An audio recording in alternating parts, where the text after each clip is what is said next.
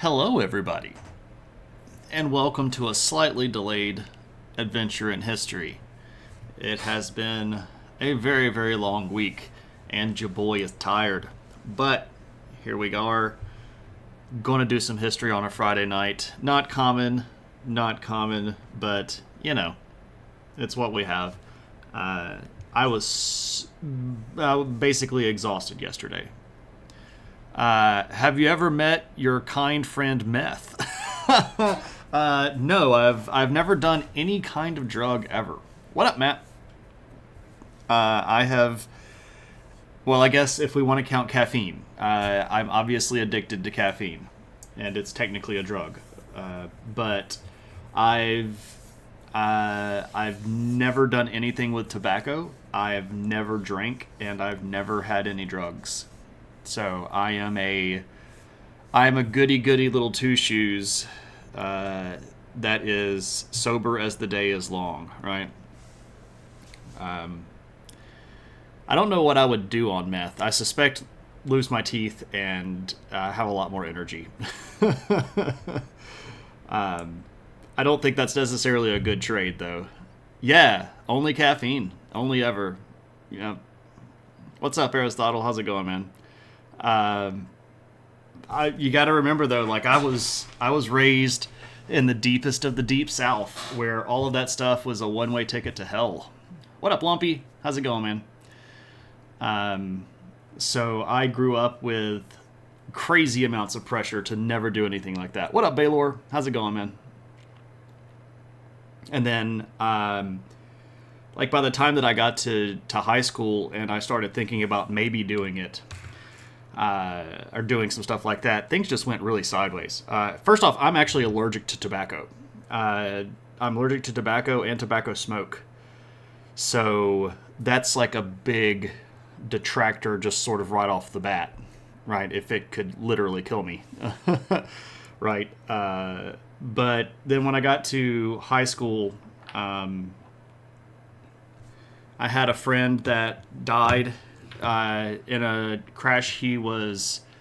Um, he was diabetic and didn't really know it, and got drunk and ended up running his truck off of a bridge and into a river and drowning.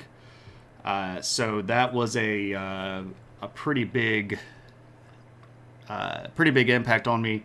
Then I had another really good friend that I was in theater with, and she was in a wreck where a drunk driver hit her and killed her almost instantly. And that was like another one that was just like, man, really? And I was already like on the fence about a lot of that stuff anyway, and just having experiences like that were very impactful to my decision to just kind of stay out of all of it. You solved thorny chemistry problems all week and you fixed your taxes. Yeah, so you bought whiskey. Hey, man, drink the crap out of that stuff, especially if it's really good stuff, right? A guy I knew was part of a denomination where they could only sing a cappella in church because instrumentation was sinful. Yeah. I know a lot of people like that around here. Just realized today's topic. No, it's good. I mean, why are we worried about,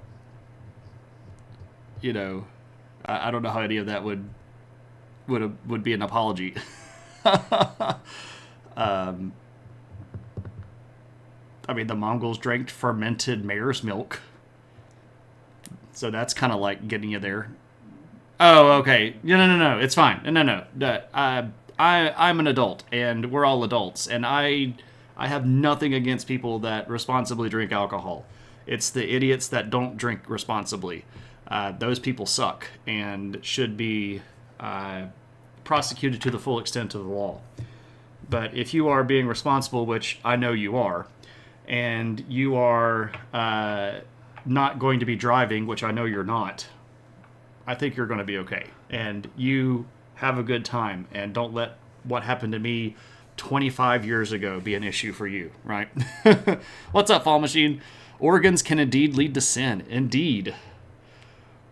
All of those pipes, man, it's just the imagery, right? It's the foot pedals and the pipes, and that's just too much, right? Yeah, buddy. So, Eris, I fell asleep in the middle of your stream last night. It was about 8:30, and or so, I guess. I'm guessing it was about 8:30. And I just fell asleep, and my wife went to bed, and I woke up like an hour and a half later, I guess. And I was in Bad Blando's, like, because, I mean, it was still on the TV where I was in Eris's channel.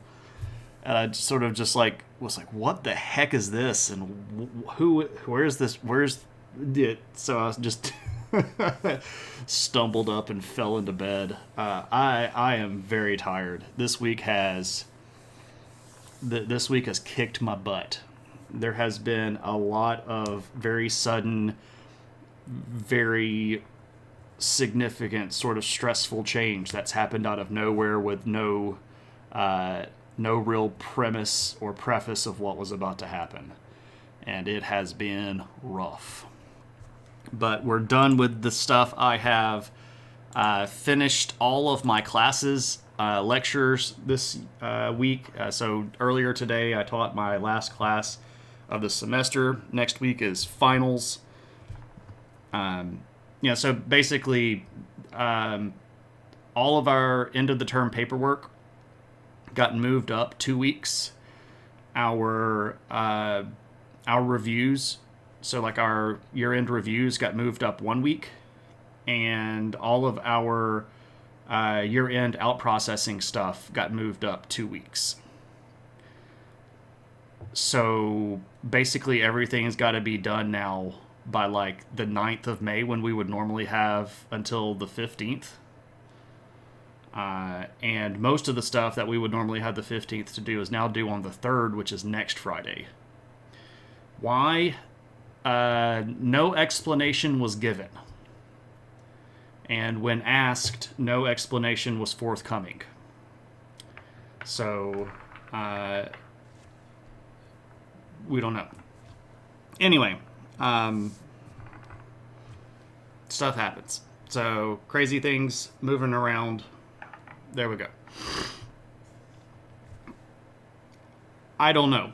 I don't know what's going on. So, there's that. I'm taking the last 3 days of the term off anyway, because on May 13th, I'm flying to Belize. So, if it's normally due on the 15th, I would have turned it in by the 10th anyway. The only kicker here is this has expedited the stuff that I have to do for my chair, because now he has to have everything done earlier. Anyway, it's been chaos. And of course, with the last week of the term, there's always the just flood of students that are like, hey, I've realized that I've farted around for the entire semester, but now that I have literally 1 grade left, is there any way I can get 2 grade levels higher than I currently have? And I have no patience for that. And I've had to be very direct with some students this year. And I've had to be way more direct than I've ever really wanted to be, because some people just don't get it. Just don't get it. And I've had to send emails that are more blunt than I've ever had to send them in the history of me teaching, that say things in very small words very directly, like, you have failed, there is nothing you can do, stop emailing me. Stuff like that. That's just been like, right? And joyful news, Muffin is buying a ukulele. That's pretty friggin' cool. And you're looking forward to some relaxing days. That sounds great. I've never played the ukulele before. I've had Brittany's outside right now, so I can tell the story. The girl that I was dating prior to Brittany was going to teach me to play the ukulele. And I was really looking forward to that. And then I found out that she didn't think that we were dating because I found out from some other people that she had gone to some frat parties and had become quite close with multiple other guys in the same night. So I thought we were dating, and she either didn't or just decided that it didn't matter. And that was the end of that. So I never learned the ukulele.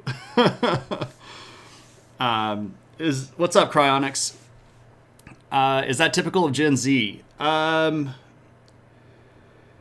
This particular year has been unique. It's been a thing since I've started teaching. Like, even when I was teaching high school, and I've been teaching now 17 years, even when I was teaching high school, people wouldn't care about their grade until the last week of the term. And like I made up a riddle when I was teaching high school, and the riddle goes, what digs a hole for 8 weeks and tries to fill it in 1? And the answer is a high school student, right? So it's always been that way to an extent. But the expectation and the entitlement this year has been worse than it's ever been. Absolutely worse than it's ever been. It's high school's fault too. High schools are required to let them turn in things late. Yeah, and see, I don't do that. And I've been very, very clear about that. And I've been very upfront about that. And they still think that it's okay. I had to tell one student 5 times, including twice in person, that I was not going to reopen assignments and let them turn stuff in late. And had even gone back and told their academic advisor that I was going to open stuff up and let them turn it in late. And then I had to tell that person no, that I wasn't, and I didn't say that to begin with. It's just been absolute massive levels of entitlement. Do I watch anything from Hank Green or John Green on YouTube? No. So just in general, if anybody ever wants to ask, hey, do you watch this on YouTube? The answer is no. I don't watch videos on YouTube. The stuff that I watch on YouTube is music, and that's about it. Maybe the same 5 or 7 clips that I've watched forever. The stuff like Leroy Jenkins, or there's another World of Warcraft thing that's called Onyxia Wipe that I find hilarious that I'll watch every now and then. The only other aberration from that is if I'm feeling really, really crappy, sometimes I will watch cute baby animal videos. I will just Google cute baby animal videos and watch 45 minutes of puppies falling off of stairs and things like that. So. Oh, cool. So let me see if I can pronounce this correctly. This is Shoshiru Kai. Is this this is Nahuatl, perhaps, language? Going back to ancient Maya stuff, perhaps? Mongols in Europe, the Vandals and Visigoths are not abused. No, they're not. No, they're not. We never really get remnants of the Vandals or the Visigoths fighting these guys. But, yeah, they're very much not happy. Also, welcome in, Kai. Good to see you. Welcome to the party. That's a 50-dick... Yeah, exactly. Yes, exactly like that. Like the Dodo channel. I do know the Dodo channel. And I'm also fond of the Dodo where they show the we saved this puppy from the street videos. Those make me feel good on the inside. So I usually don't watch YouTube very much at all. Anyway, let's actually talk about some stuff, because I have a limited amount of gas in the tank, and I'm already 15 minutes in and haven't said anything historic except for, like, Shane lore. But that's... maybe I should make that a point redemption. The lore of Shane. And I just tell some idiot story from when I was a kid. Would you all spend points on that?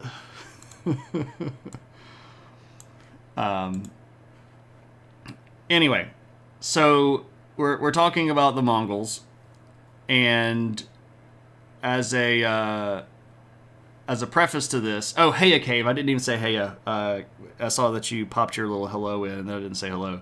I was trying to shift the attention to the Mongols, but I focused on the YouTube bit. I see you. I see a Moose. Also, Heya Moose, good to see you. Let's look at where we are, right? Here we are. Here we are. This is the world map in 1200. And if you note, there's not a lot of Mongols on here. Specifically, if we look over here where the Mongols would have been, there's not a lot of Mongols over here. You see where they are, you know, they're kind of up here, and here are the Tatars, you know, doing their thing. And, you know, we've got the Merkits and the Kyrgyz and the Naimans and, you know, lots of these little groups here. But we don't see a lot of Mongols. We've got all these other kingdoms. Look at all this cool stuff. Right? Khwarezm, Abbasid Caliphate, Seljuks, Ayyubid Sultanate, Kipchaks, Karakitais, all kinds of cool stuff. Look at all the cool stuff. That's going to change really dramatically over the course of the next 100 years. And it's going to change mostly because of the Mongols. And we've talked about the Mongols now 3 times in the last 5 streams, but they're for real important. And we're going to start off tonight kind of getting them into the Middle East. And to do that, we're going to have to do a little bit of discussion about the Abbasid Caliphate.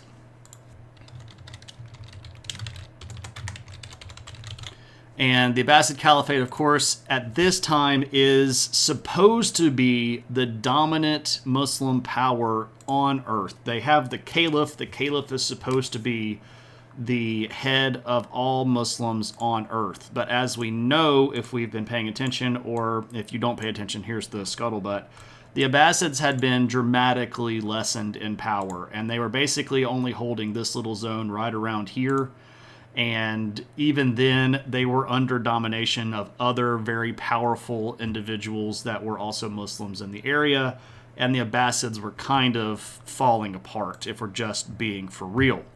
Now, by the time we hit like the 1100s, the Abbasids are going to try to make a comeback. And they were going to start pushing out the dominant powers that had made them puppets, notably the Seljuks. The Seljuks are going to be a big, powerful Turkish group that were really, really powerful, like the 900s, 1000s era. By the time we get to the 1100s, the Seljuks had sort of fallen out of a lot of their position, but were still strong enough to push around the Abbasids. And in 1157, the Abbasids are going to manage to push the Seljuks out of Baghdad, which is a big deal because that's going to be the first step in reclaiming territory, right? You take your capital back. Woo! And there's a particular Abbasid to the Boston Seljuks. I'll take it. I like it. Not spelled the same way, but we'll allow it, right? The Abbasid Caliph at the time is this... Oh, man. I'm doing that thing that Vipers hates where I click the wrong buttons all the time. There's this guy named Al-Nasir, and he is the Caliph at the time, and he's going to be really instrumental in re-expanding Abbasid control. And he is going to take over as Caliph in 1180, and he's going to be Caliph for 45 years.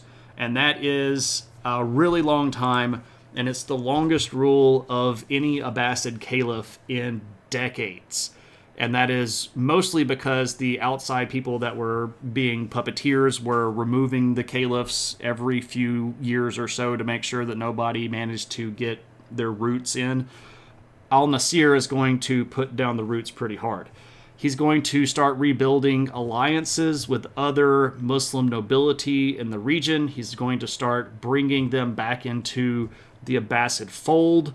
And he's going to actually manage to put together an army that is going to defeat the last of the Seljuks, this guy named Togrul III, in a really big war in 1193.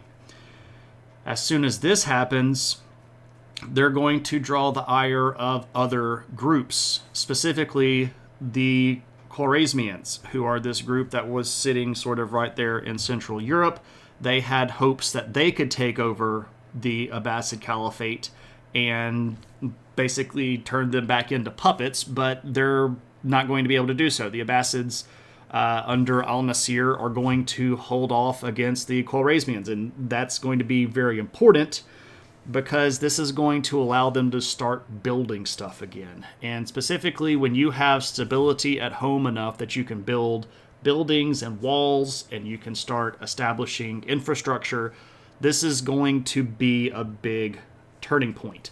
And you go, oh, wow, the Abbasids are getting back together, and they're going to put the band back together, and they're going to be the dominant power once again, and they're going to be all over the world, and they're going to reunite all of the Muslims on Earth, and they're going to reestablish the global caliphate.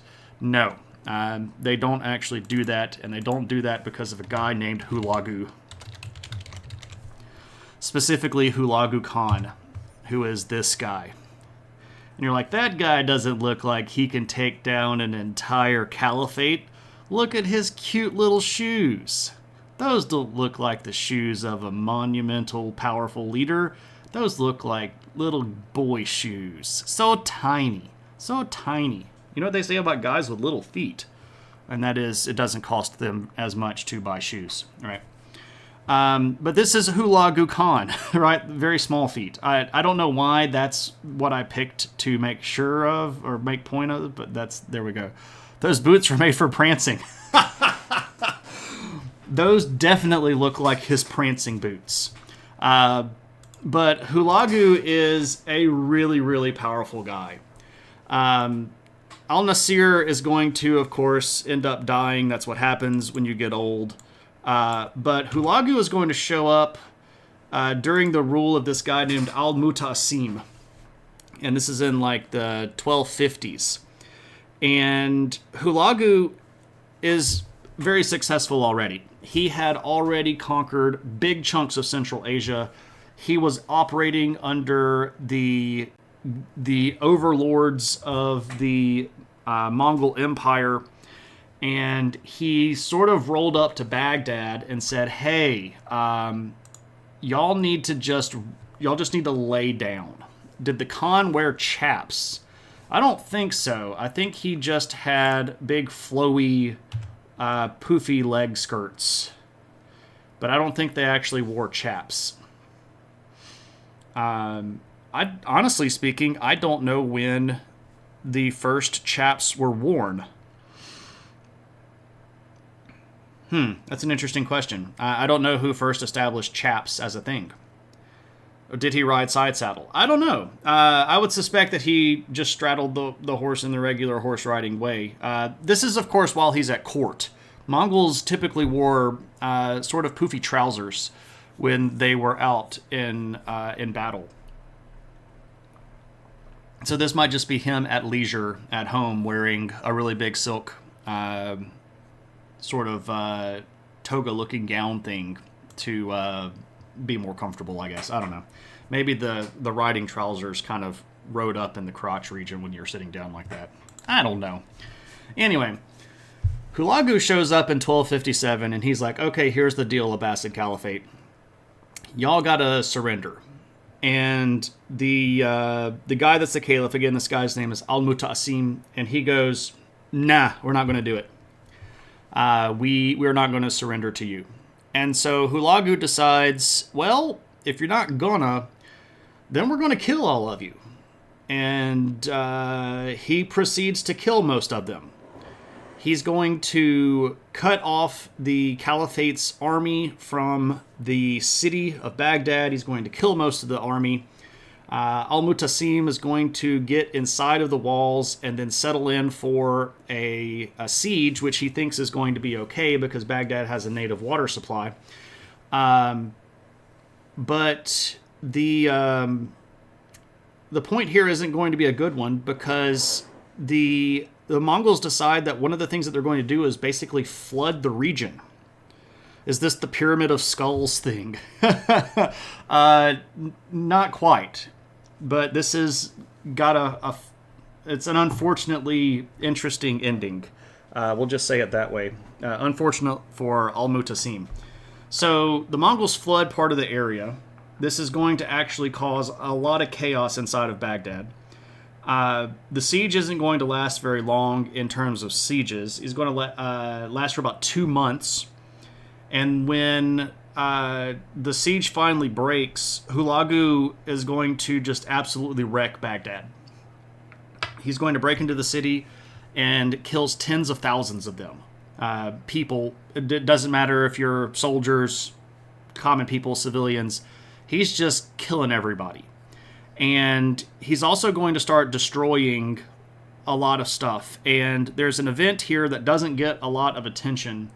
A lot of people want to refer to the destruction of the Alexandria Library as the moment where knowledge died, right? Like all of this secret historical knowledge it passed away with the collapse of the Library of Alexandria.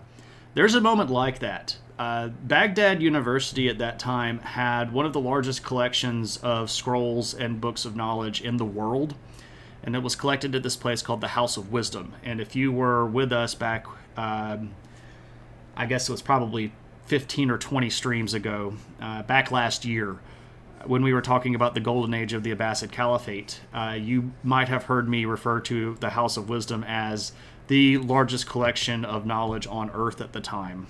That was associated with Baghdad University. Well, the Mongols are going to burn it all and destroy it.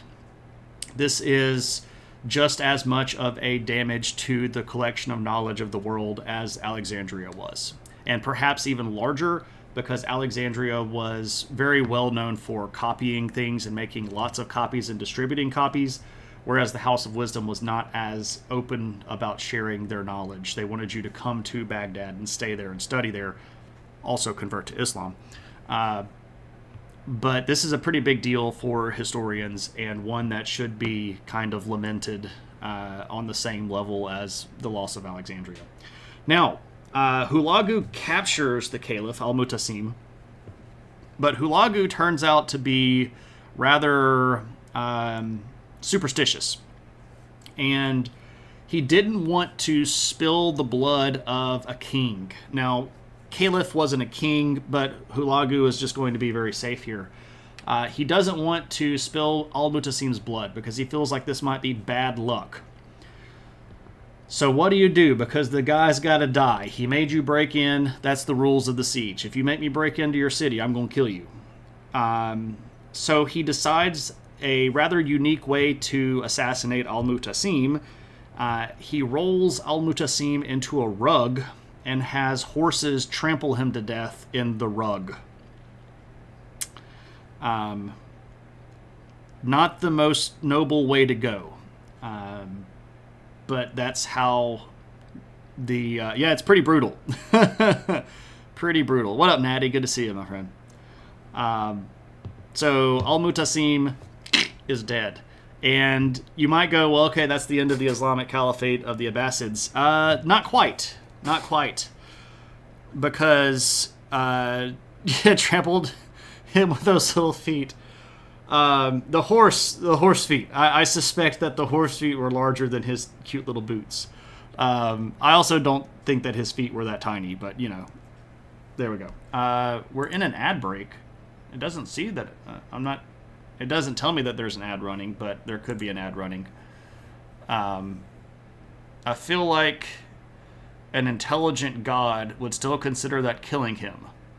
Yeah, that's a thing. And we'll actually talk about this a little bit more later on. The Mongol religion, their chief god was this guy named Tengri, who was actually pretty laid back as a god. Of all of the gods, Tengri's pretty lax on a lot of stuff, and basically he just wants you to be a pretty cool person and kind of do things according to their teachings, but like you don't necessarily have to pray to him because he knows everything anyway, right? Like he already knows how you're thinking, and you don't really have to sacrifice anything to Tengri because like he kind of made it all anyway, right? So you're like, look, you made this thing and now I'm giving it back to you, and he's like, I owned it anyway. And you didn't really necessarily need to make a lot of temples to Tengri because he's like, I mean, you're making that out of stuff that I've already made, and if I wanted to make temples, I would have made a temple and just kind of given it to you. Yeah, so there's enough of kind of a chill out loophole that you can work in trampling somebody to death. Why does Egypt look like a dog's face? I don't know. I don't see it. I mean, are we talking about the modern day country of Egypt? Israel is the eye. I don't know. Am I not seeing this the right way? Like, do I have to spin it this direction?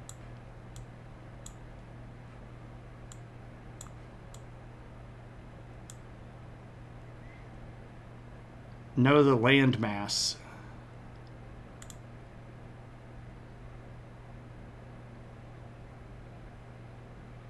I don't see it. I don't see it. Put it back, you'll draw it. Okay. Anyway. Okay. Logical approach to omnipotence. Nothing that the little humans can do matters much. Pretty much, Lumpy. That's pretty much Tengri's take. You just do your little human things, and I'm going to do my god thing, and we'll be okay there. Anyway. So, down in Egypt, Hulagu is going to end up causing a bit of a stir, and the reason is the Ayyubid Sultanate. Now, if we go back to, again, look at our map here, just as a refresher, the Ayyubids actually pretty big. They control quite a bit of territory, including, importantly, Mecca and Medina. These are the two holy cities. So the Ayyubids are pretty big and pretty powerful. They've got lots of stuff going on here. And the Ayyubids, of course, are going to be the people that were instrumental in a lot of the Crusades. You can see here that the Crusader states in this particular location are still kind of holding on. But if you remember Salah ad-Din, he's going to be an early Ayyubid. Of course, by this point, by the time we get to 1200, we are sort of past that particular crusade where Salah ad-Din was, because he was in the Third Crusade. But anyway, the Ayyubids are big and strong, and by the time that the Abbasids fall to Hulagu, this is going to put him on the border with the Ayyubids. And this is going to be an interesting relationship here, because the Ayyubids are going to be really wary about the Mongols. They don't really know exactly how to approach the Mongols. The Mongols are not Muslim, so they're definitely outsiders.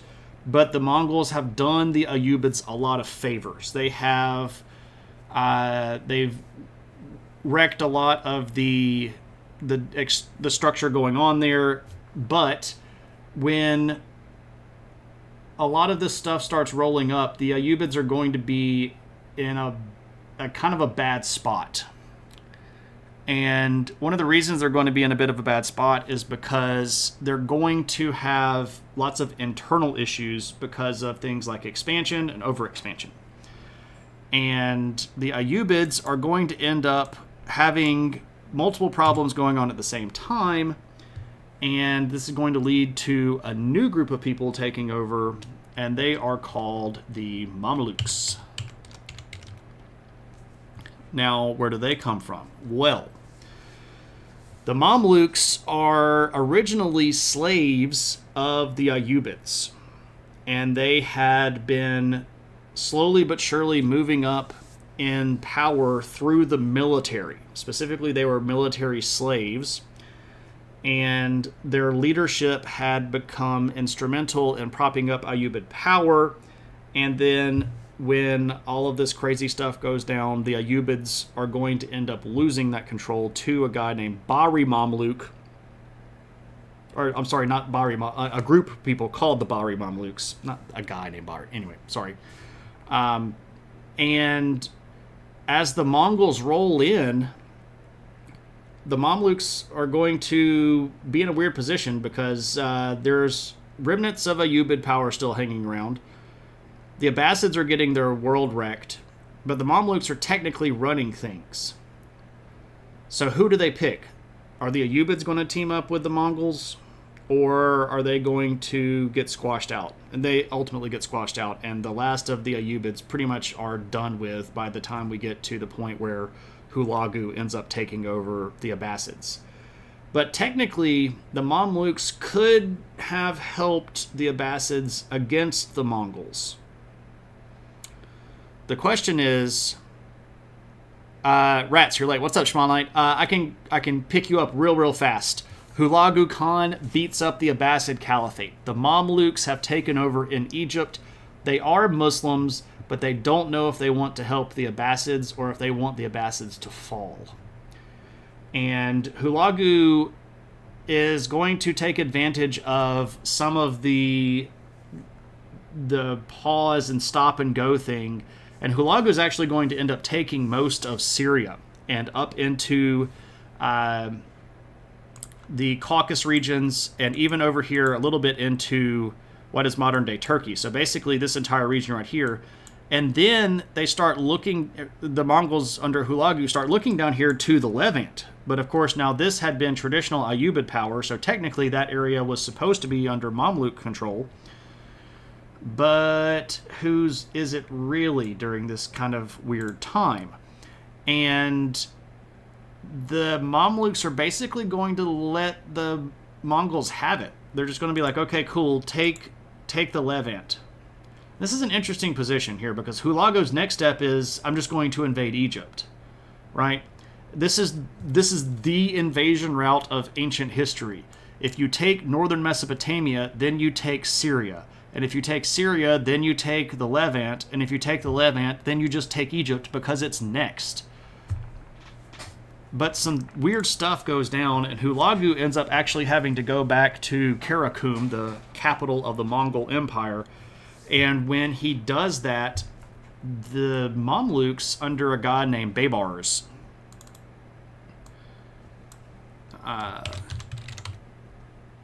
are going to be rather advantageous of this moment. And I can show you a picture of this guy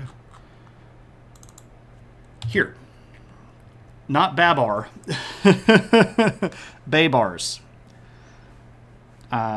So here's Baybars, the Mamluk leader of Egypt, and it's not the best depiction. It's etched into metal, but this is the best one that I could find that was contemporary. Everything else is like Age of Empires version Baybars, or modern, trying to make history people look really cool Baybars. But anyway, Baybars is going to take over, and as Hulagu retreats, Baybars goes, time to expand. And he basically moves up into this Levantine region, but he runs square into the Mongols. And the Mongols are like, wait, you're not supposed to be here. And there's going to be a really big battle here, and it's a very important battle that a lot of people know nothing about. It's at this place called Ain Jalut, and it's in 1260. And at Ain Jalut, Baybars of Mamluk Egypt defeats the Mongols. Now, he doesn't defeat the main Hulagu-led massive giant chunk of the army, but he beats them badly enough that the Mongols kind of feel like they don't need to go down into Egypt anymore. And that's a big deal, because when they turn their attention to other locations, this is going to allow the Mamluks to reestablish themselves as legitimate. And they're going to do this by bringing the Abbasid Caliphate line to Egypt. There was a cousin of Al-Mutasim, the guy that got trampled to death in the rug. And Baybars is going to bring him down to Egypt and establish him as a caliph in 1261. Now here's the kicker, of course, if you are a refugee that showed up in Egypt because it's the most proximate, powerful Muslim government, and you say, hey, look, I'm the cousin of the last caliph of the Abbasid line, and they put you on the throne as caliph, you ain't running the show, bud. You are playing second fiddle to Baybars. And that's the way that it goes for a while. The Abbasid Caliphate actually continues for a long time after this, decades after this, under the thumb of the Mamluks. But Baybars managed to defend Egypt against Mongol advance and actually manages to take back some of the Levantine region for Mamluk control. So what are we going to do after that? Where are we going to go if we're not going to expand down into Egypt? Well, it just so happens there's all of this. Like, look at this other whole continent here that we could attack. And if you're going, oh man, are they going to attack Europe? Oh yes. Yes, they are. And this is going to bring us to the title of the night. There's a guy named Batu Khan. And he is going to be really big and really important. And here he is, sitting here on the throne.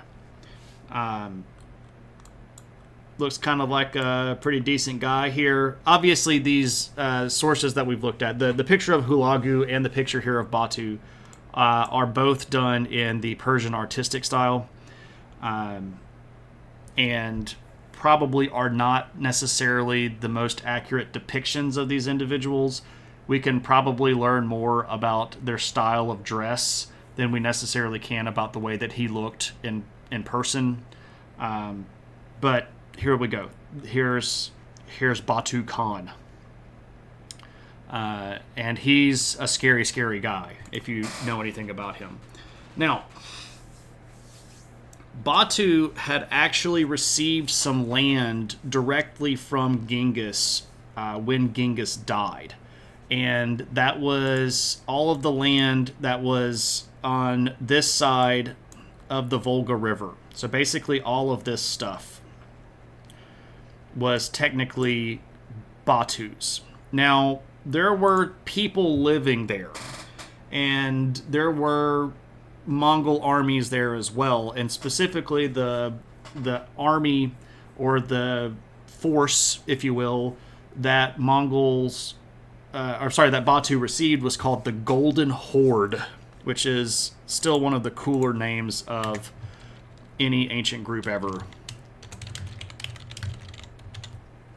And the Golden Horde was a big old chunk of scary, powerful people. And this is a group that is going to have a lot of experience. They had already fought very, very big battles in northern China. They had fought very big battles in Central Asia. And they had a lot of experience. And they're going to end up receiving orders directly from the guy that's the Great Khan. So after Genghis dies and we've got a new big guy in charge, it's this guy. This guy's Ogadai Khan. And we've talked about him a little bit before. He is a big old scary powerful guy in his own right. And now Ogadai is going to charge Batu with the capture and destruction of Europe. Now, that seems like a big task, right? There's a lot of stuff going on over here in Europe. But Ogadai says, go get whatever you can. And Batu is very happy to do so. And so, where do you start if you're going to invade Europe? You start with the Kievan Rus, who were basically going to be sitting in territories all around here, around the Volga River, that are going to be all of the cities that you think of when you think of big cities of Russia today and big cities in Ukraine. So, of course, Kiev, but also Novgorod, places that are going to end up having lots of population in the region, big cities that had been Kievan Rus at this point for hundreds of years. They're all going to get just absolutely wrecked. And when we're talking about wrecked here, we're not talking about like, oh, they raid through. No. There are entire cities of the Kievan Rus that Batu destroys utterly. And when I mean this utterly. He knocks over every single building. He burns every thread of clothing and kills every single person and burns all of the livestock and the crops that he can't carry with him to feed his army. He literally depopulates regions. He's not just beating them up and folding them into the army. He's destroying them. And from 1237 to 1240, Batu just absolutely wrecks the Kievan Rus. And what's really interesting here is that modern Russian historians don't like talking about this very much. Instead, they like to talk about how they resisted the Mongols. Oh no, they didn't resist them. They got their butts kicked. The only places that survived were the ones that Batu decided he didn't want to attack directly.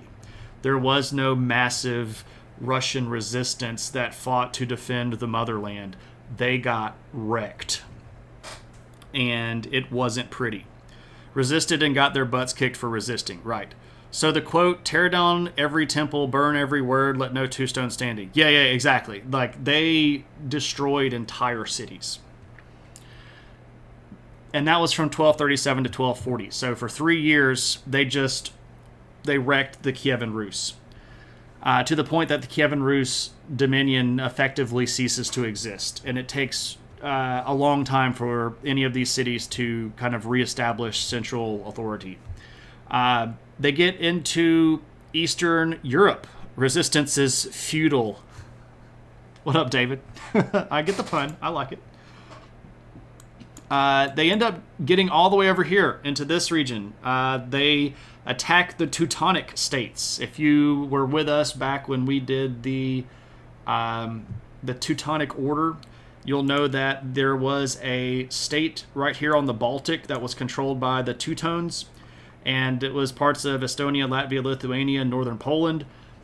They have to fight against the Mongols. The Kingdom of Poland gets really heavily wrecked. Czechia, Hungary, large portions of what is today Ukraine, the Mongols just run rampant in this area from 1241 to 1242. They're raiding basically wherever they want to, and they are doing so without really being checked. Now, the difference between the stuff that happens in Eastern Europe and the stuff that happened in Russia is that the cities of Eastern Europe tended to be better defended. They had really big walls, and they had more allies that they could call on. It's during this period of time that the Christian nations of Europe are going to become very aware of how big of a threat the Mongols are. The Mongols penetrate all the way as far as Vienna at some situations, and they start doing really, really weird things that the Christians don't really understand. For example, there are Mongol observers that get sent to a Catholic Church council, where the Catholics are going to call one of their ecumenical councils, and Mongols show up to it. And everybody's freaked out by this. They're like, what in the heck are you doing? And they're like, hi, we're just here to watch. And they go, y'all are here to do something weird. And they're like, no, we're just interested in Christianity. And they're like, no, you're here to kill all of us, aren't you? And what's really fascinating here is that some of the Europeans actually see this as a potential win. And the French are actually going to reach out to the Mongols as a way to try to build an alliance against Muslim powers in northern Africa and the Middle East. So they're like, hey, you guys like killing Muslims, and the Mongols are like, we kind of like killing anybody. And the French are like, hey, you want to buddy up with us and kill Muslims? And they're like, I don't really know. Are we gonna win from this? Are we gonna get money from this? It doesn't end up going all the way through, but it's fascinating here that there are parts of Europe that are just getting run ragged. And there are other parts of Europe that are just like, oh, this is a golden opportunity for us to expand our power. The relationship here is fascinating, and it's really, really interesting. But the Golden Horde is scary. Really, really, really scary. Now, unfortunately for Batu, Ogadai dies. This is what happens when you get old. And when the Great Khan dies, all of the sub-commanders have to go back to Karakum. And when you have to go back to Karakum, you've got to do that so that you can help pick the new Great Khan. And Batu actually had a really good shot at being the next Great Khan. And he probably should have. When he shows back up at Karakum, he figures out that he's not necessarily in the best position. So what he ends up doing is picking one of the people that is next likely to be in line and throwing his support behind this guy in hopes that this dude will sort of let him go back and continue wrecking Europe. And the guy that ends up taking over is this dude named Monkey. So he's Monkey Khan. I guess we can put him up here. And the problem here is a big one. So Genghis died, and we got Ogadai. And pretty much everybody was behind Ogadai. But there had been a lot of expansion under Ogadai. And as the territory of the Mongols expanded, more of the khans that were sort of like sub-khans became legitimate rulers in their own right.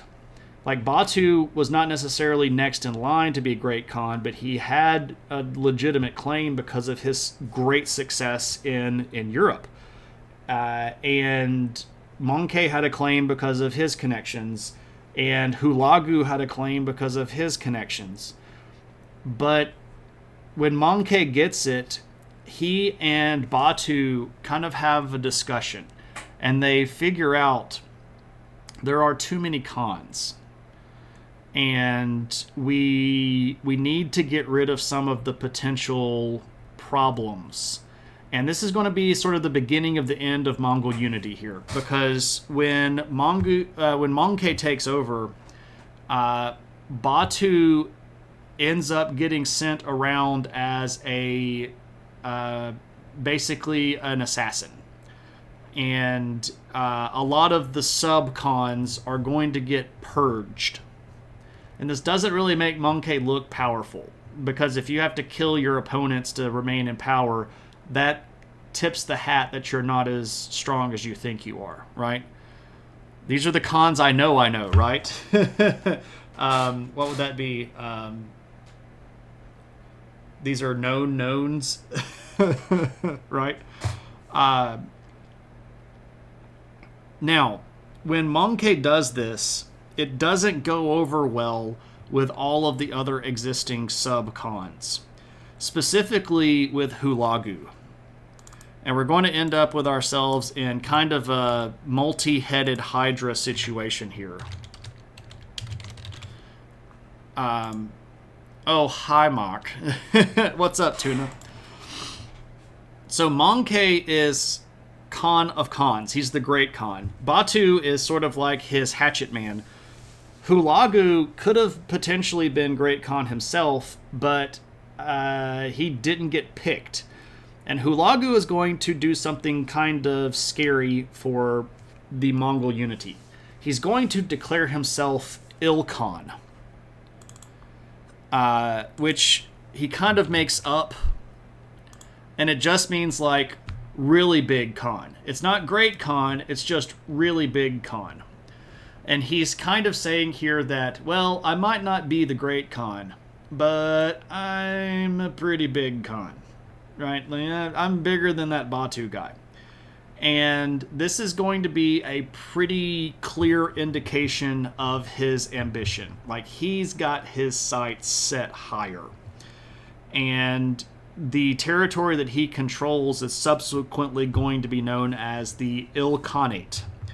But this doesn't go over well with Monkey or Batu. Yeah, I declare myself Il Schmo. Right? Yeah, that's a great quote, Matt. In the mod chat, Kilted Preacher shared that a gif of Kirk going, "God," when I told him what we were talking about tonight. And this goes badly.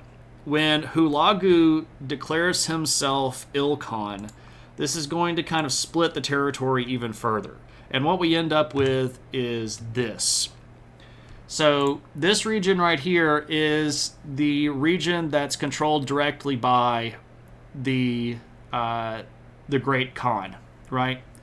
So this is actually a little bit later on after Kublai took over. But this region of the Mongol Empire is going to answer to the Great Khan. This region right here we've already talked about. This is the Chagatai Khanate, or Chagatai Khanate. This is the Golden Horde, which is going to be at this time run by Batu. And here we have the Ilkhanate, which at this time is being run by Hulagu. Now, things go a little bit sideways from here. And Hulagu is going to end up arresting some extended members of Batu's family. So the way that these clan structures worked is similar to lots of other clan structures. So you have like the head branch of the clan, and then you have like sub branches of the clan, and then you have like sub branches of the clan. So some of like the cousins of Batu in his extended clan are going to get arrested, and the charges brought against them are that they had tried to use magic to curse Hulagu as a way to basically remove him from his position of Ilkhan. And when Hulagu caught them doing their magic, I hope this is all leading up to the Mongol January the 6th. It's about to. It's actually about to here in just a second. So Hulagu captures these members of Batu's family and convicts them of using magic, and then kills them and has them executed publicly. And when that happens, it's going to be hitting the fan time. And Batu basically declares war on Hulagu, and they have a big ol' intra-Mongol war that ends up spreading outside of Batu and into the next guy, Berke, who takes over as the leader of the Golden Horde, Berke Khan. These guys are going to just go at each other. And this is from 1262 to 1266. And there is going to be a lot of bad blood here. There's going to be a lot of really brutal fighting. This is the first real time that we've had open, extended Mongol versus Mongol conflict since Genghis. And this is basically the last nail in the coffin for a unified Mongol empire. What up, Fat Girther? How's it going, man? Do you know all of this off the dome? I mean, I know most of this off the dome. I could have winged almost all of this. The only things that I probably wouldn't have known specifically are all of the dates, right? Like I could tell you the whole story, but I might get some of the years wrong. I know the stories better than I know the exact timelines. But I'm weird, man. I have a really weird memory. I was actually just thinking about that earlier. DCI Banks and I ended up on our Discord, or on my Discord, just kind of chatting. If anybody ever wants to, if you got some free time and you just want to chat and I'm around, you're welcome to just ping me and say, hey, let's talk. You can find me on the Discord. It's actually really, really great. A fun little talk there. But anyway, I was just thinking about this after I got off of the chat with DCI Banks. He ended up asking me a lot of questions that were kind of just like random and not necessarily directly related, and that covered several different periods of time. And I was just like pulling stuff out, like, yeah, okay, this, and yeah, okay, that. And I just had this moment where I was like, man, my brain is weird.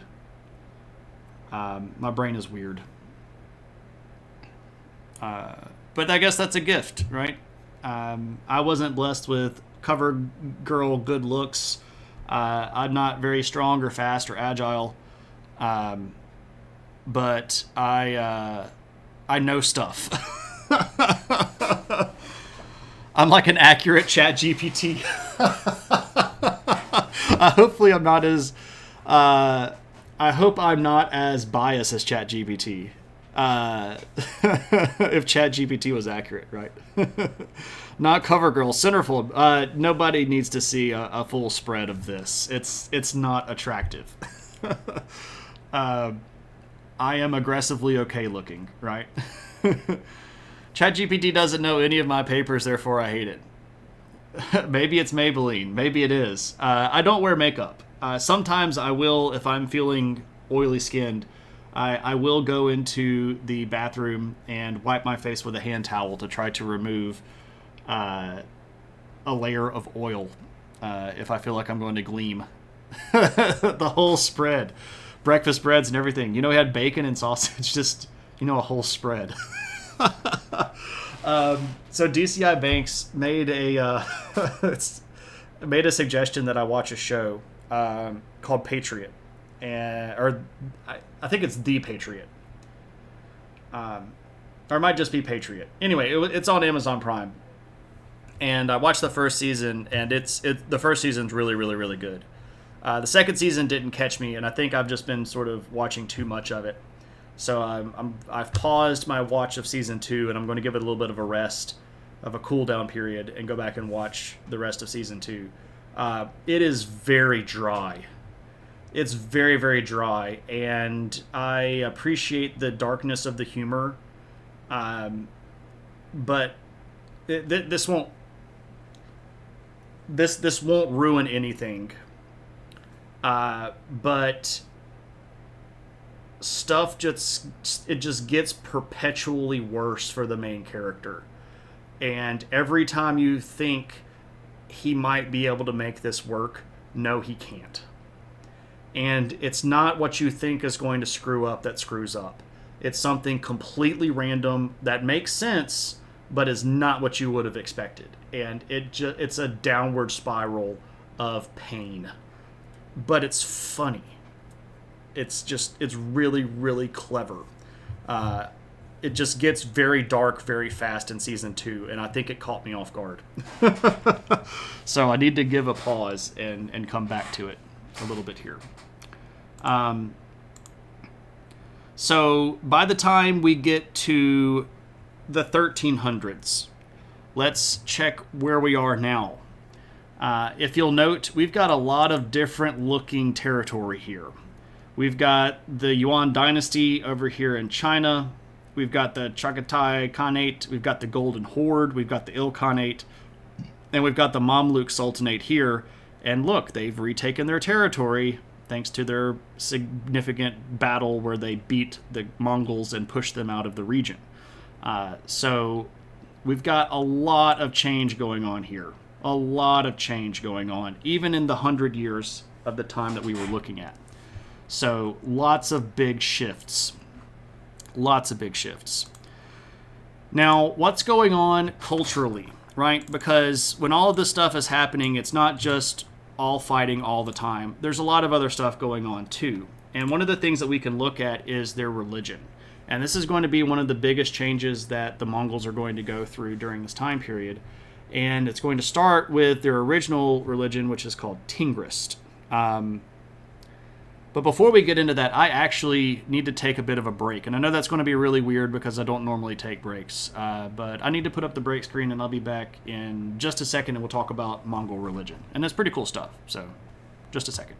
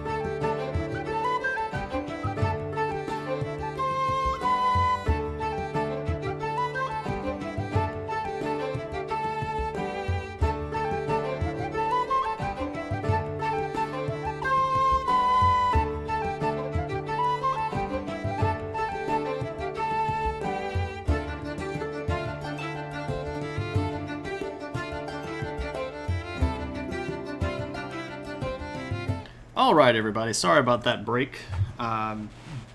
Very odd that I need to take a break, but sometimes it happens, right? I am a human.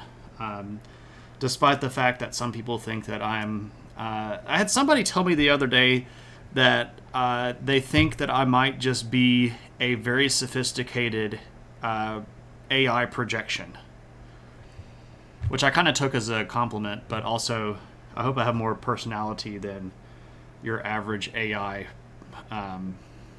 Maybe I don't. I don't know. What up, Maddie? How's it going? Welcome in. Maybe I'm not as sophisticated. so is the joke here that I'm not very sophisticated? I can get you that. I can give you that. Anyway, maybe not sophisticated as in proper British sophisticated, but more like I have a very highly detailed, sophisticated code that runs the AI that is me.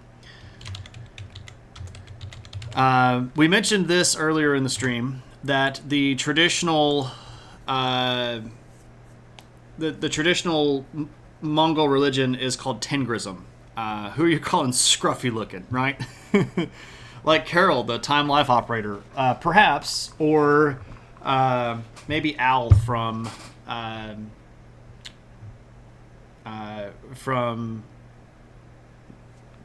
Hal. Good gracious, 2001. My brain is a weird brain, but I'm having trouble recalling things right now. Not Al Bundy, Hal from 2001: A Space Odyssey. I'm sorry, Dave. Anyway, Tengrism. This is the original religion of the Mongols. And I was actually thinking that I might be able to do an entire viewer request stream about Tengrism if people are actually interested. Yeah, they are kind of polar opposites. Especially when we're talking about levels of sophistication. So Tengrism had been the Mongol religion under Genghis, and he had actually pushed Tengrism further than it ever had been. Prior to Genghis's time, there wasn't really any Tengris scripture.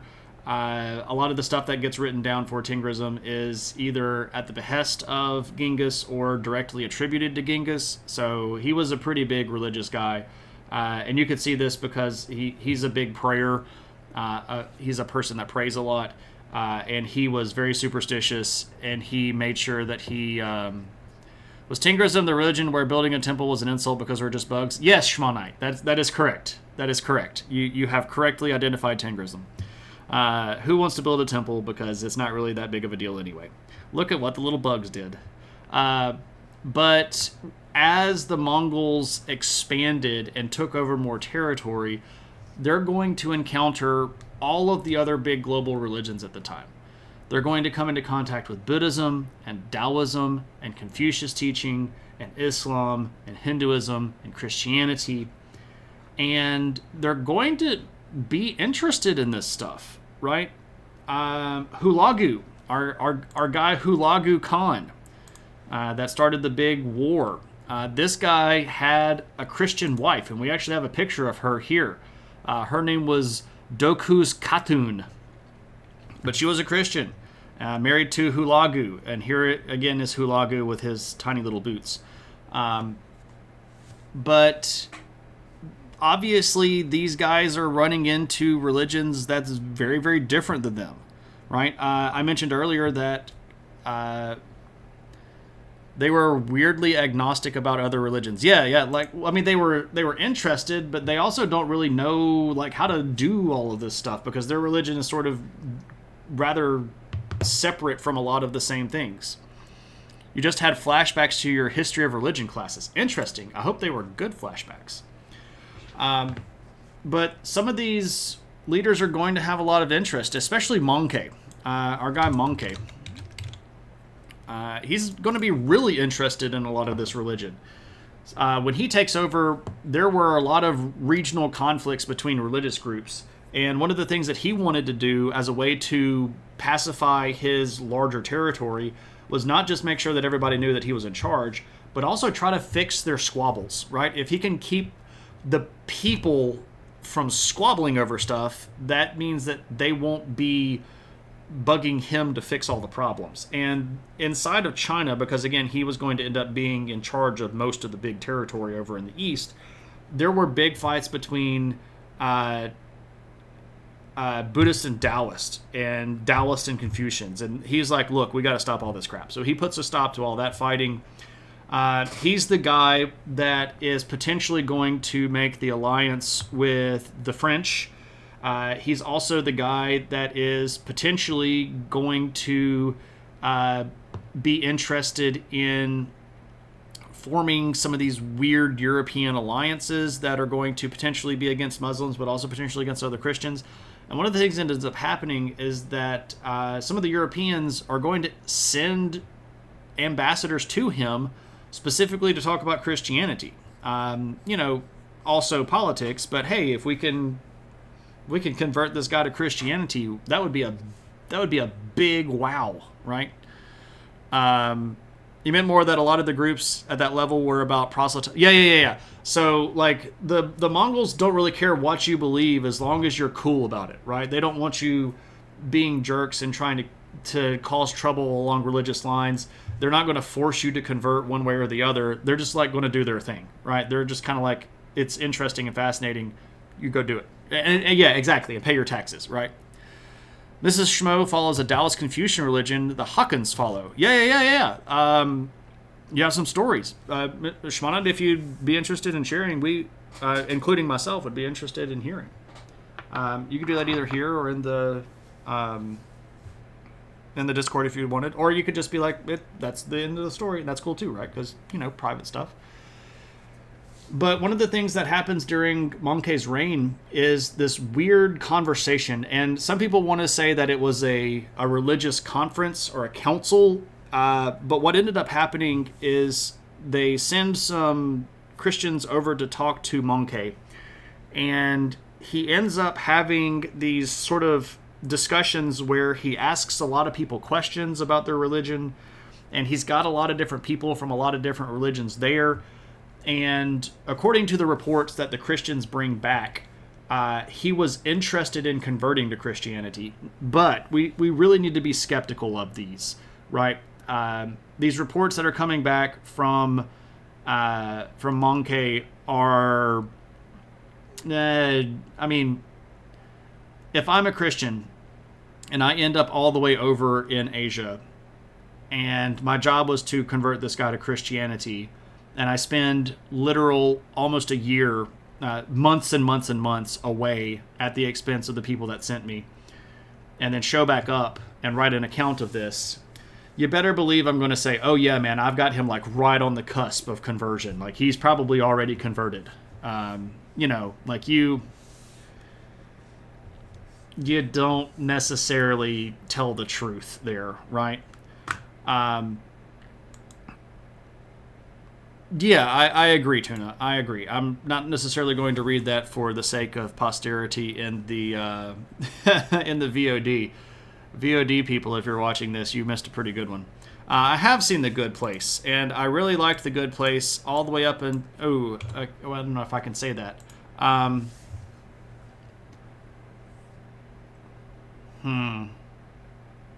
do I say this without spoiling The Good Place?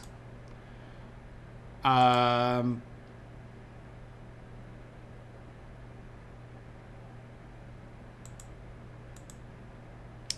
don't know how to say that.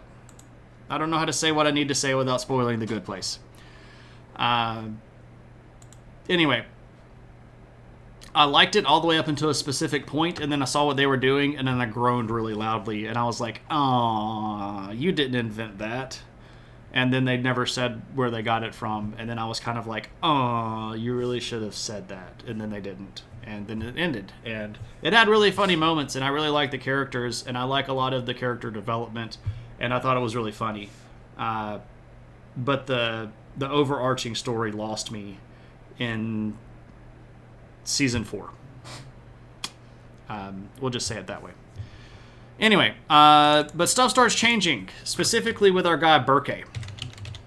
And again, he's going to be the guy that ends up taking over the Golden Horde after Batu.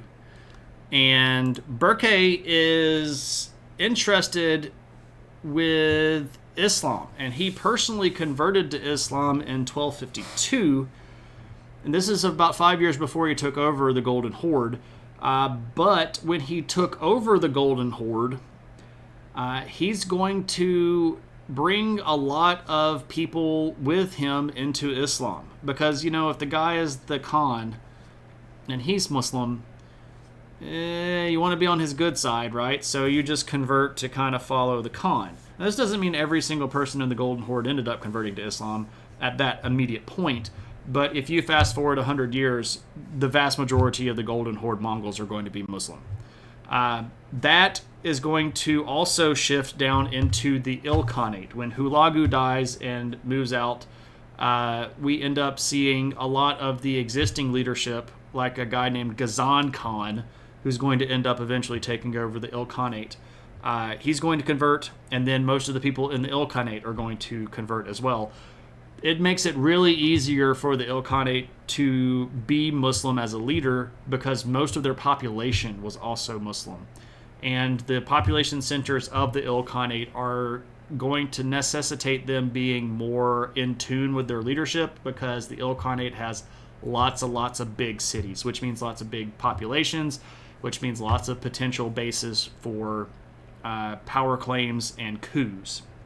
So if you can make these people more like you and you can become more like them, it's going to just be easier to govern this very densely populated region that was the Ilkhanate. But the Chagatai Khanate is going to be Muslim as well, and later the Timurids under the guy Tamerlane, if you've ever heard of him. We've talked about him multiple times on stream. Or Timur, which is actually his actual name. They're all going to be Muslim. And that does not extend all the way over into the Yuan dynasty of China, but about what we might call 3/4 of the big Mongol leadership groups are going to end up converting mostly or completely to Islam. And that's going to be a slow process. It's not going to be an immediate light switch kind of thing. It's going to take a couple hundred years for most of that stuff to go through. But if we're looking at the middle 1300s, most of these people are going to be Muslim.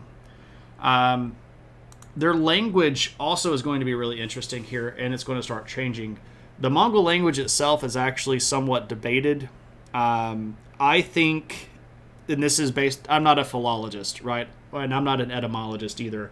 Most of the stuff that I know about this is just from like armchair stuff, reading books and papers and stuff that have been published on this. But to me, it seems like the more powerful argument is that the Mongol language was Turkic in origin. There are a lot of people that would disagree with me, though. A lot of people would not say that they were Turkic. Altaic is another option. Anyway, there are debates around what the original Mongol language was. But what's interesting here is that as they expand, especially into the Middle East, they're going to start shifting their language use. And in the Ilkhanate and even in parts of the Golden Horde, you're going to start seeing Persian being used as a court language. And especially once they start converting to Islam, you're going to start seeing Arabic used a lot for official documents. And what's really fun is to try to look for words that end up in these regional Persian and regional Arabic dialects that came out of the Mongol language. And you can find a few. And as soon as I said that, I now realize that what I should have done is actually looked up a list of loan words because I don't know any of them off the top of my head. Probably a poor decision to talk about that and then not have it to look at.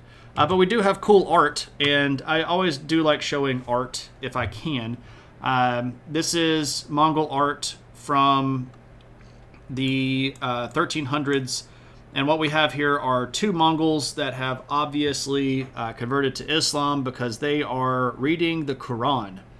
And we know this from the description of the picture in the original text, but also you see these cool little book things that are foldable and easily transported to hold your Quran, so that you can sit here and drink your maybe fermented mare's milk or tea or something like that and do your scripture readings.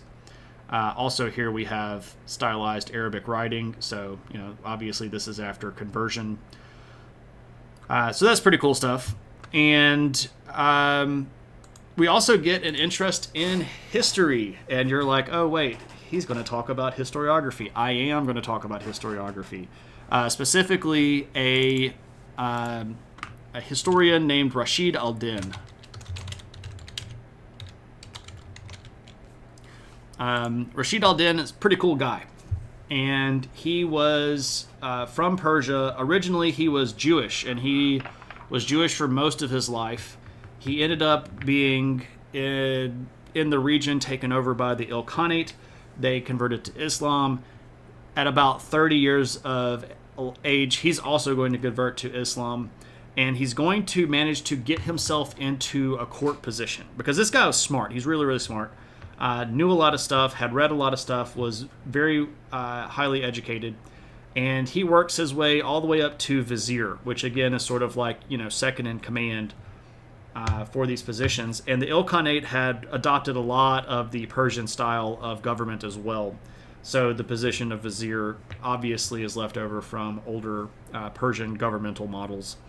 But he's going to be instrumental in a lot of big decisions inside of the Ilkhanate, but he's also going to write a really important work of history that's called the Jami al-Tawarik.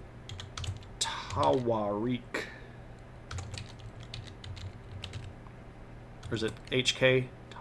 No, it's KH. KH. Jami al-Tawarik. Which is a pretty cool book. And it's a really long history of the world. And if we really look at how he wrote it, it was the first attempt. Well, let me say it this way. Many people consider his book, the Jami al-Tawarik, to be the first attempt at writing an actual world history that covered events in a contemporary period of time across the entire world. So he's not writing like Herodotus. Herodotus was trying to write a history of the entire world from the beginning until he got there. What Rashid al-Din was trying to do was write a contemporary history of the world that recorded events for about 400 years right around his period of time. He didn't want to go all the way back to the beginning, but he was trying to record a lot of stuff that was happening across the world. And in this midst, he's going to start recording a lot of stuff about the Mongols. And we have a lot of really cool imagery that goes along with his book. One of them is this guy. I mentioned this dude a little bit earlier. His name is Ghazan Khan.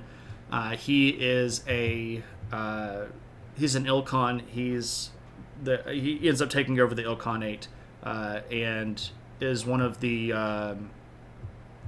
Mongol leaders that converts to Islam around this time. So this is a picture from Rashid al-Din's book, which had lots of really cool illustrations in it. So we get pretty cool stuff that comes out of this time period. Now again, this guy, Rashid al-Din, wasn't Mongol himself, but he was in the court of Mongol leadership and doing all of his work under the patronage of Mongols. So again, when we read his histories, when we read the Jami al-Tawarik, we have to be aware of that. You're not going to be able to write something being sponsored by the Mongol leadership that puts the Mongol leadership in a bad light, because they're basically going to have what we might call editorial control over what you write and what you put out. But it's pretty cool stuff, and really interesting book. And you can find this translated into English. And it's all, of course, open source. It's a little bit hard to find readable, good, legible copies of it, but if you look hard enough, you can find it on the internet. So we have lots of changes in the world during this time period. These 100 years that we've gone over have been very, very tumultuous for the Middle East and for Eastern Europe, and this is going to leave lasting impressions and lasting impacts. And this is going to have ramifications, especially between Eastern Europe and Western Europe. What up, Noger? Good to see you, man. because Eastern Europe got wrecked and Western Europe didn't really show up to help very much, which is going to cause some religious trouble and cause some political trouble, and is going to set a precedent for further expansions where people wreck Eastern Europe and the West doesn't help. Stuff like the Ottomans, or stuff like Russia invading Ukraine. Just saying. But anyway, that's all that I had planned for tonight. But if anybody has any questions about this material, you're always welcome to ask. And if anybody wants to redeem any channel points, now is a good time to do so. Otherwise, we can look around to see who is streaming and perhaps do a raid. What up, Girl Forest? Good to see you, my friend. Hope you're doing well. I think I got everything else in chat. Yeah. No, I don't think that we should. I don't think that we should do that. I don't think we should wave things about. I don't know if that would go over well with the authorities. Tuna says, "What's in the news?" Tuna, what should I talk about in the news? Is there anything in particular you'd like for me to talk about in the news? What up, Cliff? Protests? I mean, I can't talk about that. A lot of people are really upset about people protesting on college campuses. And in certain places this week in the United States, National Guard troops have been mobilized to clear protesters. And I think that this is, in many cases, a dramatic overreaction. A vast majority of the protests that are happening on college campuses involve people going out into green spaces like the quad and basically just setting up tents and holding signs, which I don't think is a violent protest at all. Now, some of them have turned into scuffles, and some of them have had minor level altercations between protesters and counter-protesters, but I don't think this is calling the National Guard level protest. There have been a lot of repercussions that have happened in a lot of the big universities. There are now calls for the president of Columbia University to step down. Columbia University actually decided to transition to fully online learning for the rest of the semester. I did see the Herculaneum Scroll news. But the question here that I feel like we're not necessarily answering properly is, to what extent does the Constitution cover the right to peaceably assemble? And I mean, I think everybody knows where I stand on the Israel-Palestine debate, and that is, if you are for living peaceably, I'm behind you, and if you want to kill people, I don't like you. And I think that there are elements of both of those people on both sides of the divide. I don't think that the right way to look at this is Israel versus Palestine. I think that is actually a somewhat harmful binary to create. I think what we should be looking at is people that want peaceable solutions to difficult problems, and people who think that killing the other side is the right way to fix the problem. But, you know, that's not the popular thing to say.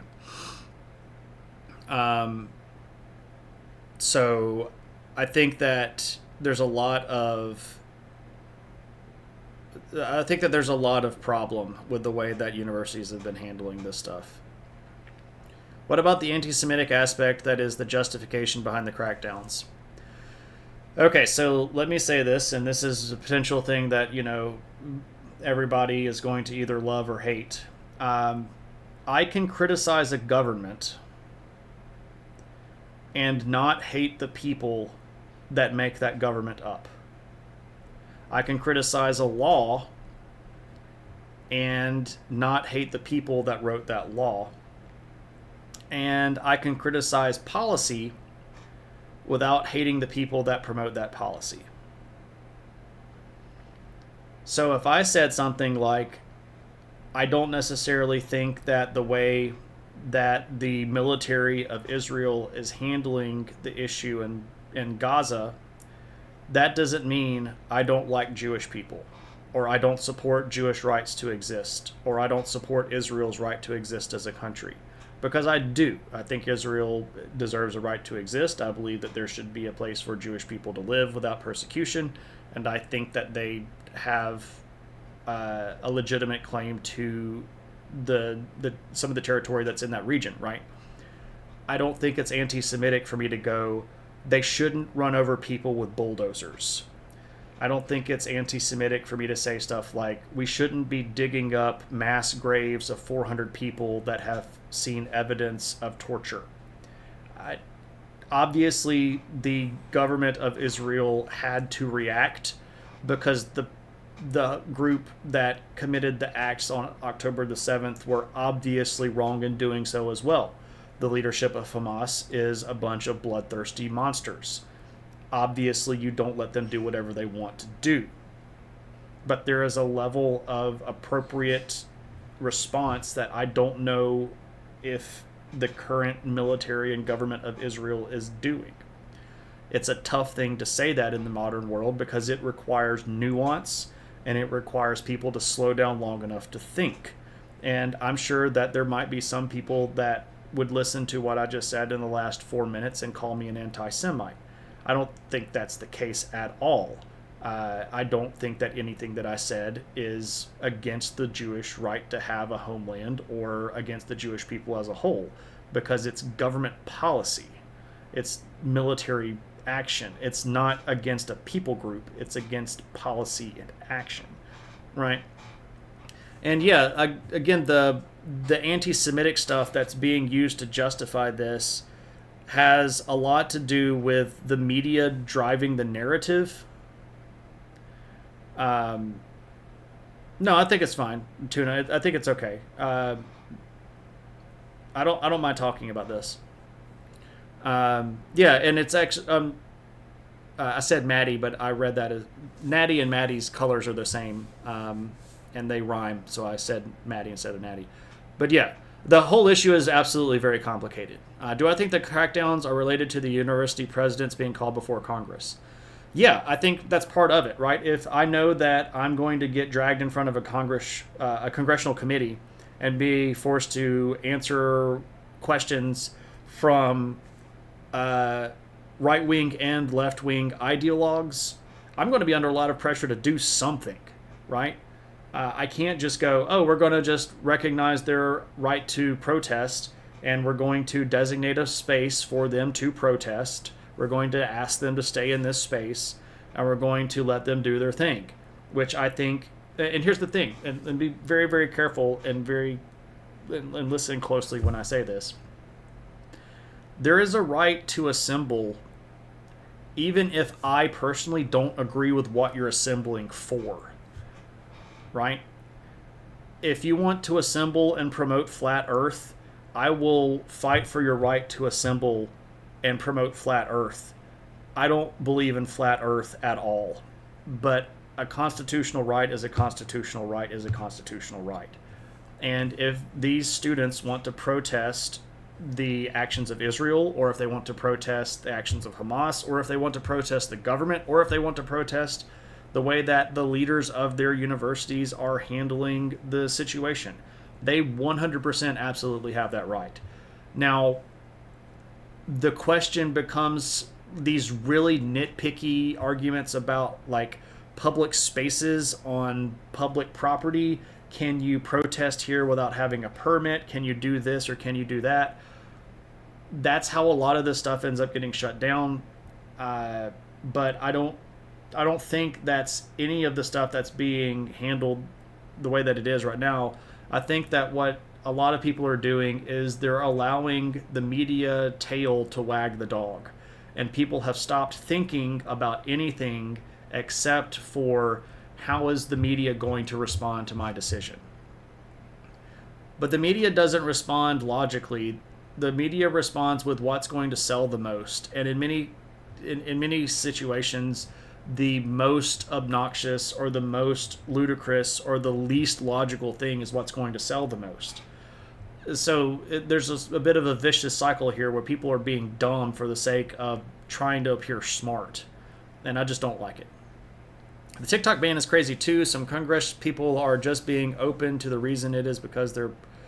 Yeah, I mean the TikTok ban I don't think is directly related. I think that is a different situation that has legitimate foreign policy issues with it, and it's fair to point out that America isn't the biggest population that's banned TikTok. For example, India banned TikTok years ago, back in 2017 or 2018. And they banned it for the fact that a lot of the same reasons that people in America want to ban it. It's obviously run by a Chinese company, and that Chinese company answers to the Chinese government. If you are a tech company based in China, you have to allow the government a backdoor into your code.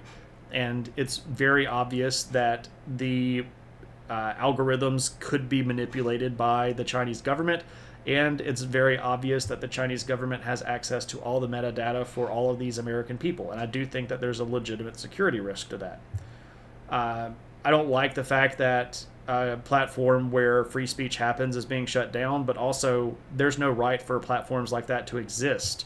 There's no guarantee that we're going to have social media. There's no constitutional guarantee that we have a short form video content distribution service, because it just doesn't exist in the Constitution. Also, if they ban it, the only thing that's going to happen is everybody's going to go over to Instagram and start doing reels, or they're going to go over to Facebook or YouTube and start doing shorts. It's all the content isn't going to go away. It's just going to migrate platforms. And we know this because it's the exact same thing that happened in India when India banned TikTok.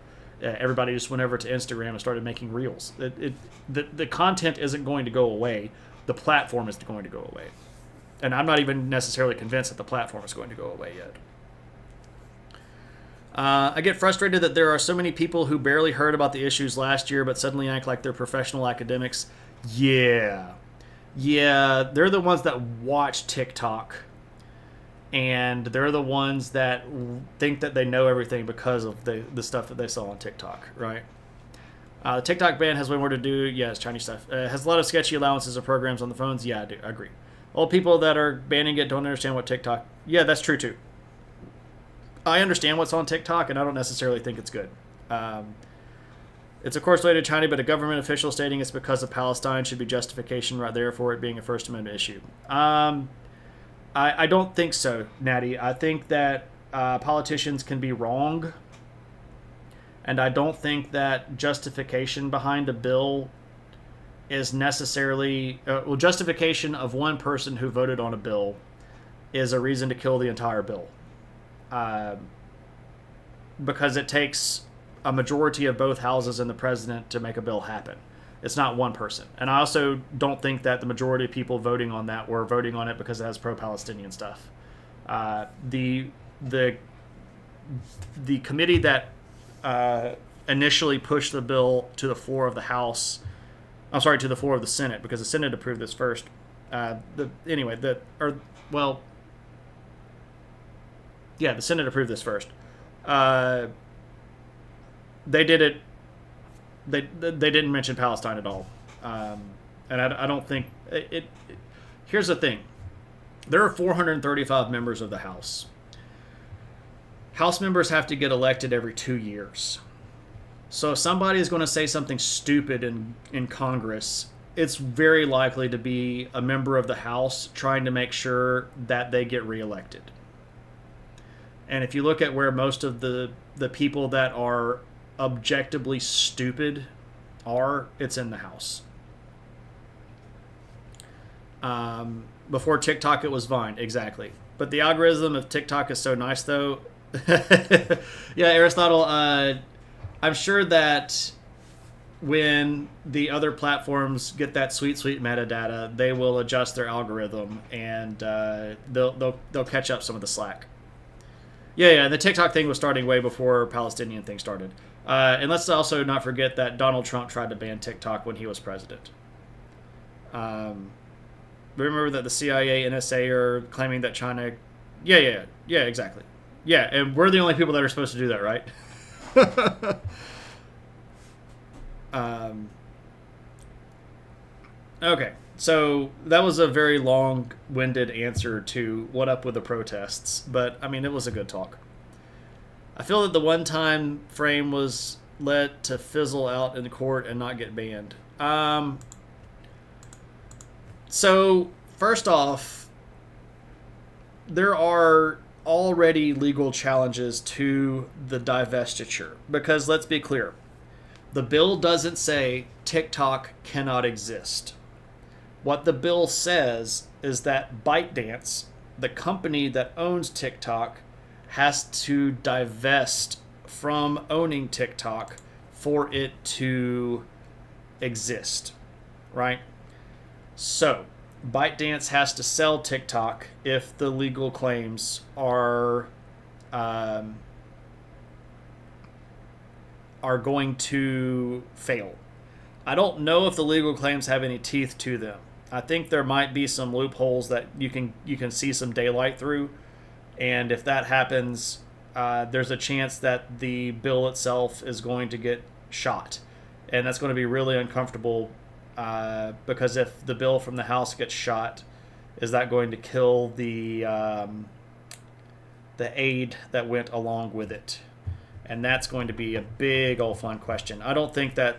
I think we'll probably spend the money and send the aid to Ukraine and Taiwan and Israel prior to the courts hearing the big claims. And I suspect that this will end up at the Supreme Court one way or the other, because big stuff like this typically is going to end up at the Supreme Court. But if the legal claims bite, and by the way, the time limit that's been given for ByteDance to divest, there's going to be a hold put on that. I almost guarantee you. The lawyers that are operating for ByteDance are going to convince a court somewhere, even if it's a federal appeals court, to put a hold on the timeline to make them divest until the court case gets heard. And that's just sort of standard procedure, right? I don't think that the divestiture limit, I think it's 140 days or something like that. I don't think that's going to stick. No way the courts are undoing this. I don't know, Natty. It's quite possible. American imperialism is bipartisan, and what Shane is saying too. Yeah, I mean, there are a few things that we can get that's bipartisan, and spending money is one of them. Starting wars is one of them, and agreeing that there should only be two parties is one of them. Never say never. Harvey Weinstein is getting another trial, do an unfair trial. Yeah, exactly, right. The answer to that isn't by protecting TikTok. I mean, I agree. I don't like the TikTok situation very much. I also think that short form media content is ruining our attention span, but that's just me being an opinionated jerkface.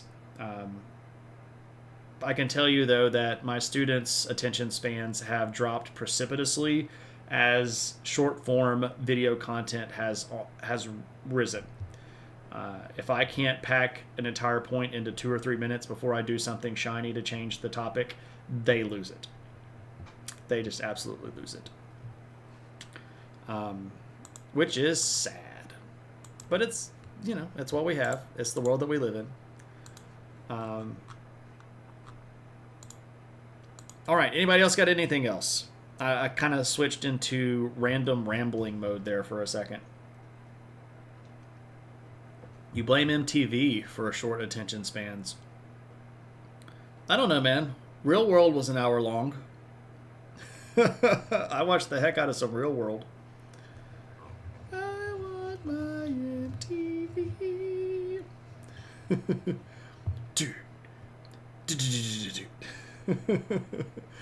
I need to go to sleep. What up, Unreal?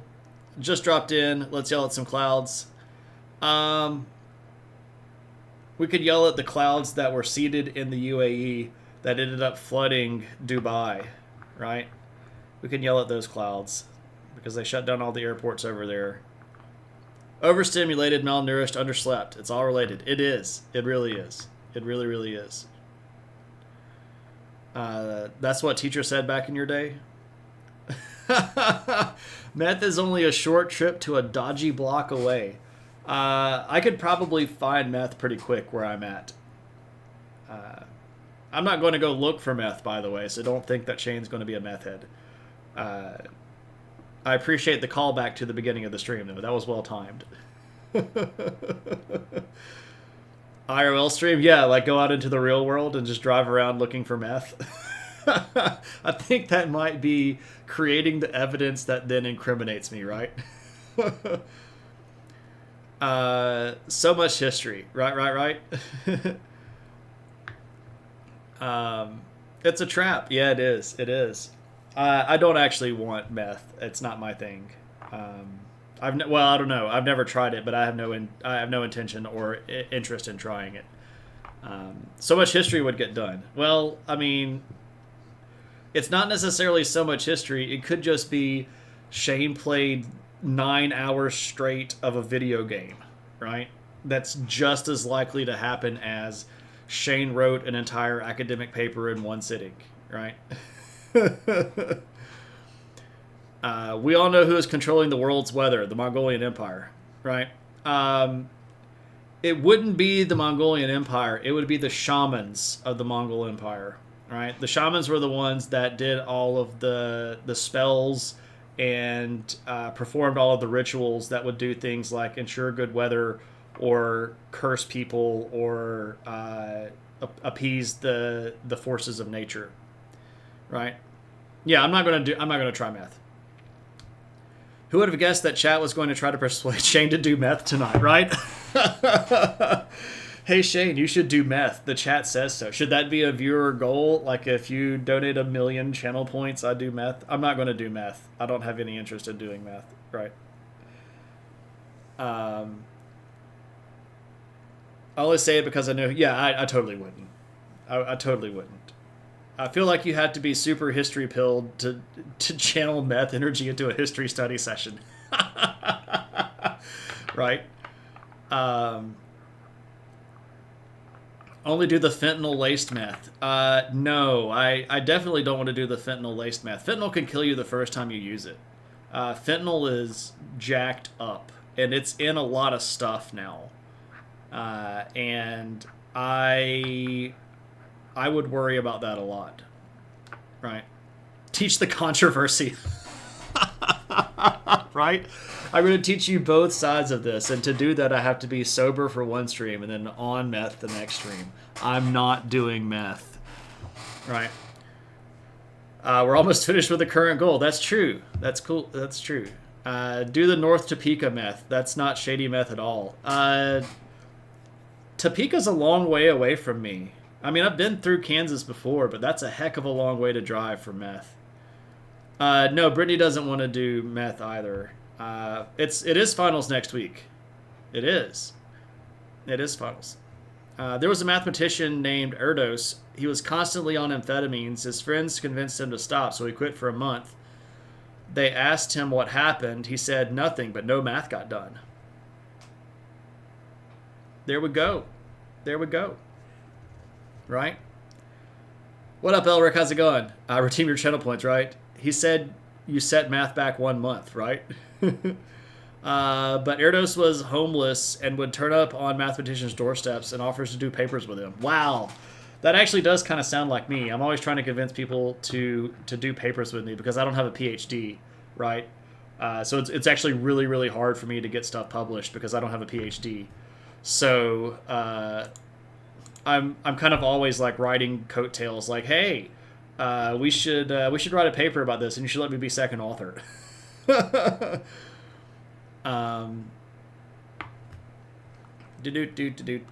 me roll back up because I'm losing chat. Make it a series like the spiders making webs on different drugs. Oh, Shane builds Gundams on cannabis. Shane builds Gundams on meth, on caffeine, on LSD. I've seen stuff like that. I saw a series of self-portraits that an artist had done when he was taking different drugs. And they were really, really bizarre looking, especially some of the hallucinogenic ones that like alter your brain chemistry a lot. They got really far out there. Erdus was a mathematician. Look, Shane, I'm not saying I would do this, but hypothetically, if I were to get cancer and be a chemistry teacher, I might start selling some crystal to pay for bills. You know, that's the thing, Natty. Natty might just break bad, right? What's up, Risu? Fun fact. Why is it not letting me see that? There we go. Here we go.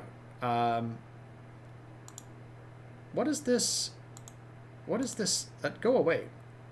Meth is actually a something you could get a script. Do not recommend, but can happen. Ooh, I don't want that. I do Sudafed. That's close enough to meth. My ex was from Topeka. Interestingly, when we were on the Chicago L together, she pointed out the meth junkies. Interesting. Erdos was wild. Meth Gundam stream. No meth. The Gundams would have the most perfect lines on, right? Erdos published with so many co-authors that there is something you call your Erdos number, which is how many degrees of co-author you are away from being... like Kevin Bacon. That's great. We have one person who gets it through our pharmacy. Wow. That's kind of crazy. All right. Before anything else happens, and before we go off the rails any further, we're going to go raid, because Shane is tired, and we're going to go raid. So we're going to go raid my friend Sohn, who is a friend of the channel, and someone that we don't really get to raid that much because he usually doesn't stream on the same nights that I do. But Sohn is a guy that we've raided before. He's a really cool guy that plays retro video games, and we're gonna give him some love. Yell adventure when we get there, and share some emotes if you got them. I need to make sure that I show the thanks screen. I do have a Patreon, and you can see the link there if you want. If you don't want to give Jeff Bezos money, but you still want to support the channel, there's an option for you there that's called the other subscription, and it's the same amount of money as a Twitch sub, but you don't give it to Bezos, and I actually get more money of it. And there's a command there if you want to send me a book from the book list. And those people that have supported me are listed, and they are really cool people. Thanks, everybody, for hanging out, and I will see you all next time.